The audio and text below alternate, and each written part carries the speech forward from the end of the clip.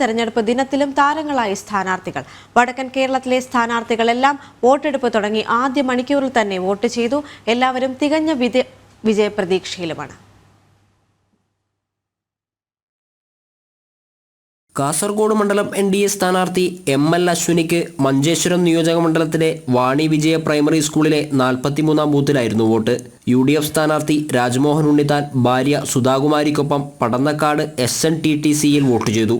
LDF സ്ഥാനാർത്ഥി MV ബാലകൃഷ്ണന് Muzhakkom GUP സ്കൂളിലെ 35-ാം ബൂത്തിലായിരുന്നു vote. Kannur മണ്ഡലത്തിലെ സ്ഥാനാർത്ഥികളും നേരത്തെ തന്നെ വോട്ട് രേഖപ്പെടുത്തിയിരുന്നു. UDF സ്ഥാനാർത്ഥിയും KPCC പ്രസിഡന്റുമായ K സുധാകരൻ കണ്ണൂർ കിഴുന്ന UP സ്കൂളിൽ വോട്ട് ചെയ്തു.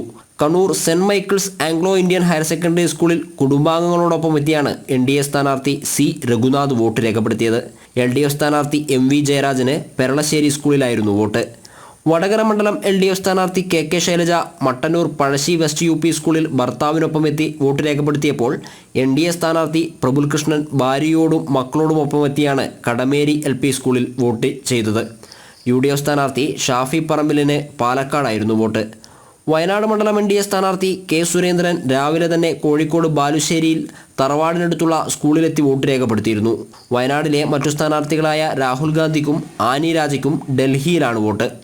കോഴിക്കോട് മണ്ഡലം NDA സ്ഥാനാർത്ഥി MT Ramesh East Hill government college of physical എഡ്യൂക്കേഷനിൽ സമ്മതിദാനാവകാശം വിനിയോഗിച്ചു.